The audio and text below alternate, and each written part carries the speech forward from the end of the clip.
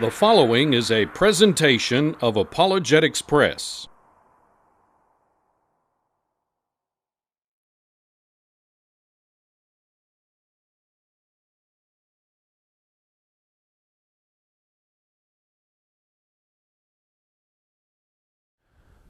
In their attempt to discredit the God of the Bible, the atheistic community has come up with the problem of evil, pain, and suffering. It's an age-old problem, the idea that if there is a loving God and He is all-powerful, then why do evil, bad things happen to humans? Like I said, it's not new. Epicurus in the 3rd century BC said this. He said, "Is God willing to prevent evil, but not able? Then He's not omnipotent. Is He able but not willing? Then He's malevolent. Is He both able and willing? Then whence comes evil? Is He neither able nor willing? Then why call Him God?" You see, the problem being framed there is that if there is an all-loving God, then that all-loving God, if He had the power to stop all of human pain and suffering, then He would do that. Since the 3rd century BC, most atheists in the atheistic community have presented this idea as evidence against the God of the Bible. Listen to what Charles Templeton said. He said, "If there is an omnipotent and loving God, why does He permit earthquakes, hurricanes, droughts, and other natural disasters to kill indiscriminately tens of thousands of men, women, and children?"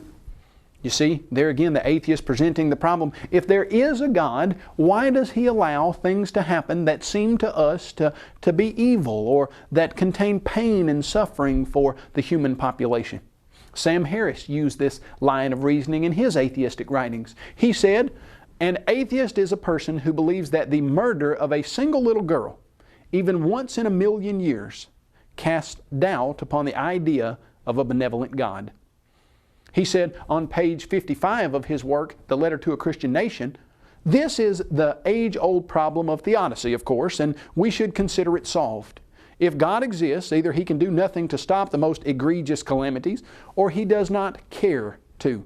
God, therefore, is either impotent or evil."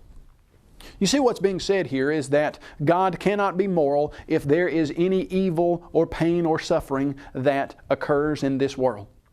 But the question that we need to then pose to the atheistic community is, where would you get an idea of morality? The problem with atheism's attack on God here is that when they say there is an objective moral standard by which we can say that some things are evil, they are positing an objective moral standard whether they like to admit it or not. And if you're positing an objective moral standard, then there has to be an objective moral standard giver. Where would you get an objective moral standard according to the philosophy of atheism? You can't get one. William Provine has pointed that out for us, and it's easy to see from his writings and statements. He understands the implications of naturalistic evolution, of atheism. He said this, "Modern science directly implies that there are no inherent moral or ethical laws, no absolute guiding principles for human society." He's quoted in Expelled as saying, "It starts by giving up an active deity. Then it gives up the hope that there's any life after death. When you give those two up, the rest of it follows fairly easily. You give up the hope that there is any imminent morality." You see what's being said there, according to Provine? The implication of atheism is that you can't say that some things are evil. You can say we don't like them. You can say we'd rather them not happen. You can say we wish things were different. But you can't say they're morally wrong. So the problem of evil, pain, and suffering quickly becomes, for the atheist, the problem of evil. Because if there is objective moral evil, then there has to be an objective moral lawgiver. Nietzsche, in his work Beyond Good and Evil, wrote this, "We believe that severity, violence, slavery, danger in the street and in the heart, secrecy, stoicism, tempter's art, and devilry of every kind, that everything wicked, terrible, tyrannical, predatory, and serpentine in man serves as well for the elevation of the human species as its opposite." You see what Nietzsche was saying? If evolution is true, if there is no God and humans evolved from primordial slime over millions and millions of years, what caused us to be at the level where we are? He said, some of the things that caused us to get here are devilry, tempter's art, stoicism, treachery, anything bad and serpentine and predatory and tyrannical in humans. You might not like it. You might say, I wish things were different. You might say it might be better for the human species to do things not that way. But if you were to say, according to atheism, can you tell me that something is objectively, morally wrong? You can't. C.S. Lewis ran into this problem as he was searching for truth in atheism. He came in contact with the reality that atheism cannot give you a foundation for evil or rightness. Here's what he said in that regard. C.S. Lewis said, my argument against God was that the universe seemed so cruel and unjust. But how had I got this idea of just and unjust? A man does not call a line crooked unless he has some idea of a straight line. What was I comparing this universe with when I called it unjust? Of course, I could have given up my idea of justice by saying it was nothing but a private idea of my own. But if I did that, then my argument against God collapsed too. For the argument depended on saying that the world was really unjust, not simply that it didn't happen to please my private fancies. Thus, in the very act of trying to prove that God did not exist, in other words, that the whole of reality was senseless, I found I was forced to assume that one part of reality, namely my idea of justice, was full of sense. Consequently, atheism turns out to be too simple. You see, what Lewis understood was that if you're going to say, we have a problem of evil, you're going to have to define evil with some type of standard. And if you can say legitimately that there is objective moral evil, then there would have to be objective moral good. And if there is objective moral good, then atheism cannot be true, because as William Provine, an atheist himself, noted, atheism undermines the fact or the idea that there is any foundation for ethics. You can't have a problem of evil if you don't have a God. So, C.S. Lewis said, turns out that atheism is just too simple. If there really is evil, then there really must be good. And if there really is good, there has to be a God. Now, what you see often is when the philosophical side of this argument fails, the skeptical community will attempt to use and appeal to emotion. They will see that, okay, we don't really have a problem of evil, pain, and suffering. And if we don't have a philosophical problem, well, maybe we can present an emotional problem. And in a debate that I had with Dan Barker, and in his writings, he often says something along these lines: all you have to do is walk into a children's hospital and you will see and know that a loving God does not exist. Is that true? That all you have to do is walk into a children's hospital and you see the suffering and pain that those children are going through and you know that God doesn't exist? No, it's not true at all. In fact, when you walk into a children's hospital, what do you see? Oh, you see some pain and suffering. But what do you see the parents and the doctors and the nurses doing with those children? You see them loving them, concerned about their welfare, taking care of them, sacrificing for them. Do you know you could use that same emotional appeal? And you could say, in order to prove that there is a loving God and that there is a standard of morality, of love and fairness and kindness and goodness, all you have to do is walk into a children's hospital and you will see care and concern for those children from doctors and nurses and parents and guardians. And those parents and guardians and doctors and nurses, they know that they're not going to be able to use these children to pass on their genetic information, but they love them and they care about them and they're concerned about them anyway. And that proves that atheism cannot be true and that there must be a moral God who gave us a moral standard by which we could use things like kindness and love and goodness to take care of these children. You see how that emotional argument works? You could use it for one as well as you could use it for the other. The emotional appeal that all you got to do is walk into a children's hospital and you know that God doesn't exist, it's absolutely positively wrong. Do people walk into children's hospitals all the time and believe in God and walk out believing in God?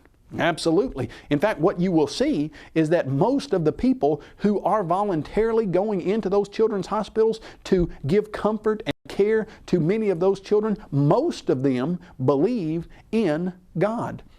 Now, if that is the emotional appeal, as we're looking at this next idea, if there's not a problem of evil, because atheism can't give us a standard of evil and good, then there's a problem. They say, okay, maybe we can't give you evil, but there's a problem of harm, of suffering, of pain. We can see that some harm is being done to people. Well, let's look at that idea. If you go to the Barker-Butt debate that I did back in 2009 with Dan Barker, Barker says, you can't get through life without some harm. I think we all agree that it's wrong to stick a needle into a baby. That's horrible. But if that baby needs a life-saving injection, we will cause that harm. We will do that. The baby won't understand it, but we will do that because there is a greater good. So humanistic morality understands that within certain situations, there is harm and there's a trade-off of values. You see what Barker is saying, and what the atheistic community admits, is, all right, yes, it could be morally permissible for God to allow some harm if there was a greater good. Let me read to you another statement along those lines. Barker said, and may be right, may be wrong, when possible, you should try to stop the pain of others. If you have to hurt someone, then hurt them as little as possible. If you do have to hurt someone, then try to stop as soon as possible. A good person does not enjoy causing harm. You see, the understanding there is that under certain conditions, it might be the case that some harm or pain or suffering might be allowed to enter the world if it brought about a greater good. So let's see how the argument is progressing here. First, they suggest we got a problem of evil, pain, and suffering. We then point out, no, you can't say we've got a problem of evil because you can't say what is evil. Then you show that they say, okay, there's not a problem of evil, there's a problem of harm and pain. And then you suggest, well, could it be morally permissible for God to allow some pain if there was a greater good? And they say, yes, it could be morally permissible for God to allow some pain if there is a greater good. But they then argue that there's just too much pain. There's too much suffering. And they have to add a word. The word that they then add is pointless. They say, yes, we see pain and suffering in this world, and it could be morally permissible for God to allow some pain and suffering in this world, but there's too much, and some of it is pointless. Let me read to you a statement by J.L. Mackie, who is a very famous atheist who has written along the lines of this problem of evil, pain, and suffering. He said that if the theist could legitimately show that the suffering in the world is in some way useful, then he said it's formally possible and its principle involves no real abandonment of our ordinary view of the opposition between good and evil. You see what he's saying there is, if you could show that there was a reason for the pain and suffering that is allowed, then you would be right. There would be no moral problem, how we understand good and evil, that could fit if there was a reason for the suffering. Now, it's not like he throws in the towel and says, okay, we give up. We as an atheistic community have admitted that some pain and suffering could be allowed, and God allows some pain and suffering. We give up, you win. No, that's not how this works. That's not how Mackie did. That's not the way that he decided to go with this. He said, yes, if there was some pain and suffering that you could show a purpose for, then that wouldn't militate against the idea of a loving, powerful God. But he says that's not what we see. What he says is we can concede that the problem of evil does not, after all, show that the central doctrines of theism are logically inconsistent with one another. But, he says, the problem therefore now recurs as the problem of unabsorbed, or read that as pointless evils. And we have as yet no way of reconciling their existence with that of a God of the traditional sort. Do you see how the argument has been altered now? We have gone from the problem of evil And then we see, well, actually, atheism can't give us a problem of evil. And then we go to harm and suffering. And if you were to say, does any harm or suffering militate against the idea of a God? They say, no, not any harm or suffering. It could be the case that God would allow some suffering. And that would not be inconsistent with our ideas of good and evil. But then when you ask them, okay, so you can't give us really a problem of evil, so you give us a problem of pain and suffering, but you admit that some suffering could be all right. Who is to determine how much suffering? The atheist says, when I look at the world, I see too much pointless suffering. So now they've added a new word, pointless suffering. Dan Barker pulled this same kind of tactic. He said, I'm not asking for a world that's free of pain. No atheist is asking that the world be changed or requiring that if there is a God, He be able to change it. I'm not asking for a world that's free of consequences. What I am asking for is for human beings to strive as much as possible for a world that is free of unnecessary harm. You see, what we have moved now to is the idea of unnecessary harm. They are basically saying, yes, if you could show that the pain and suffering, the harm in this world has a point, then we would be wrong. Then the problem of evil, pain, and suffering would not be a problem for you. But you can't show that it has a point. Timothy Keller has made a statement that answers this argument perfectly. Timothy Keller said this, tucked away within the assertion that the world is filled with pointless evil is a hidden premise. Namely, that if evil appears pointless to me, then it must be pointless. This reasoning is, of course, fallacious.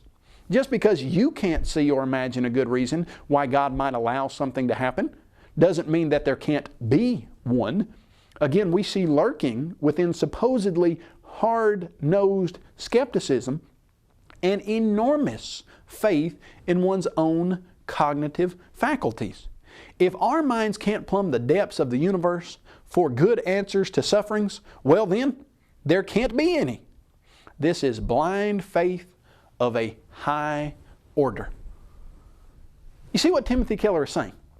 If we get the atheistic community to admit that some suffering or pain could be justifiable, then the atheistic community says, yes, okay, that's true, but there's too much. And you say, well, how do you know there's too much? They say, well, some of it's pointless. And you ask them, pointless according to whom? Who's not seeing the point to the pain and suffering? And their response, of course, is, we're not. So what you're saying then is, if you don't see a point to the suffering and the pain in this life, then there can't be one? Well, no, that doesn't make sense at all. In fact, what Keller says is that's blind faith of a high order, isn't it? Because they're saying if we don't see it, then there must not be one. If you were to ask who would be in the very best position to decide or determine if there is a point to suffering and pain that is in this world, who would be in the best position? Dan Barker gives you the criteria by which you can decide who would be in the best position. Dan Barker says in his book, Godless, there is no big mystery to morality. Morality is simply acting with the intention to minimize harm. And the way to avoid making a mistake is to be as informed as possible about the likely consequences of the actions being considered. Now you can see what Dan Barker is saying here. He says that the way that you avoid making a mistake as it relates to a moral decision is to be as informed as possible about the likely consequences. Who would be in the best position to be as informed as possible about how much pain and suffering could be allowed that would bring about a greater good? Would it be a finite atheist who doesn't understand what will happen in the future and doesn't know all the consequences of his action? Or would it be an infinite God who knows everything, who created humans and wants what's best for them, and who knows the consequences of how much suffering will bring about how much good? Well, of course, to ask is to answer. God is in the only position to know how much suffering would be permissible.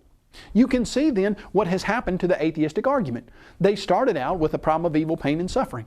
You have to alter that, because if there really is objective evil, as C.S. Lewis said, then that proves that there is objective moral good, and that proves that there's a God. So the argument is often adjusted to the problem of pain and suffering. But then when you ask them, is some suffering permissible? They say yes, some would be if you could show that there's a point. So if you then contend, well, there is a point to the suffering that you see, they say no, there's too much pointless suffering. And if you were to ask them pointless according to who, they would say pointless according to us.